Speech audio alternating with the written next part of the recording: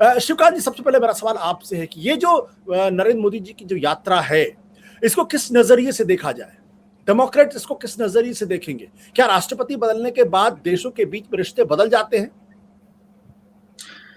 देखिए, देशों के रिश्ते ठीक है, राष्ट्रपतियों के बीच उनकी जो उनका जो निजी व्यक्तित्व होता है उस पर आधारित भी होते हैं, लेकिन मूलतः बड़े देशों के रिश्ते दो देशों के बीच उनके आर्थिक हितों और उनके सामरिक हितों पर आधारित होते हैं। जो बाइडेन राष्ट्रपति नए जरूर बने हैं, लेकिन जो बाइडेन अमेरिका की राजनीति में कोई नया नाम नहीं है। इससे पहले उपराष्ट्रपति रह चुके हैं और लंबे समय तक वो सेनेट में तमाम तरह के पदों पर रह चुके हैं और विदेश नीति का गहरा लंबा अनुभव रखते हैं। इसलिए नए नेता के साथ कैसे निभाना है, कैसे एकदम से गियर बदलना है, इसका उन्हें बहुत पुराना अनुभव है। तो मुझे लगता है इस वक्त जो जिस तरह का अंतर्राष्ट्रीय परिदृश्य है, जिस तरह के संकट जो है वो घिरे हुए हैं चारों ओर से, चाहे वो कोरोना का संकट हो, आप विश्व जो है वो महामारियों से कैसे अपने आप को बचाए, इस प्रश्न से जूझ रहा है। विश्व बदलते मौसम से, पर्यावरण के असंतुलन से अपने आप को कैसे बचाए, और एक बहुत बड़ी शिखर बैठक उसकी, जिसको जो है वो 26 कहते हैं कोर्ट, वो मतलब आने वाली है ग्लासगो में, तो उसकी तैयारी चल रही है। उस सवाल का कैसे हल निकाला जाए, कैसे पूरी दुनिया को तैयार किया जाए, भारत को, चीन को कैसे तैयार किया जाए, इसमें उलझा हुआ है विश्व। और विश्व तीसरी सबसे बड़ी चुनौती जो आतंकवाद की है, उससे कैसे निपटा जाए। और अफगानिस्तान से दांत खट्टे होकर के अमेरिका अभी लौटा है,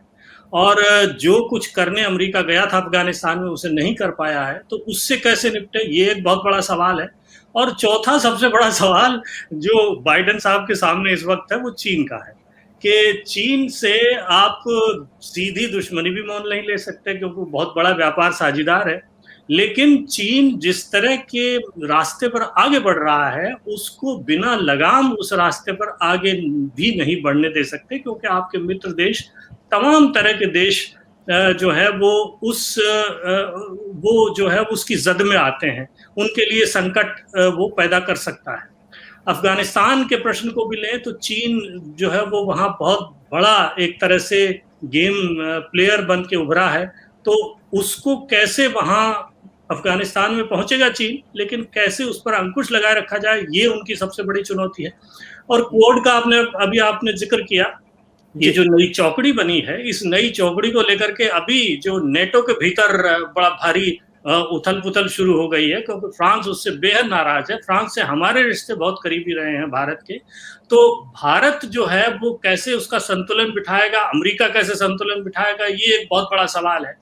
तो कुल मिलाकर के चीन की अगर घेराबंदी करनी है, तो मुझे लगता है दुनिया इस वक्त, तो जो अमेरिका का मुझे इशारा लग रहा है, जैसे उन्होंने ऑस्ट्रेलिया के अंदर बहस छिड़ गई इस बात को लेकर कि न्यूक्लियर पावर्ड सबमरीन उनको चाहिए थी कि नहीं चाहिए थी, अब कल को जापान भी जो है वो अपनी सुरक्षा के लिए न्यूक्लियर रास्ते पर जा सकता है, अमेरिका उसको किसी तरह से मना करके उधर ले जा सकता है, जो चीन को बिल्कुल गवारा नहीं होगा। तो ये सारे सवाल हैं जो खुले हुए हैं, तो इन पर विचार करने के लिए मुझे लगता है ये सारी मीटिंग लग जाएगी। और वो जो पुरानी बातें थी कि अब की बार ट्रंप सरकार, क्योंकि इस बार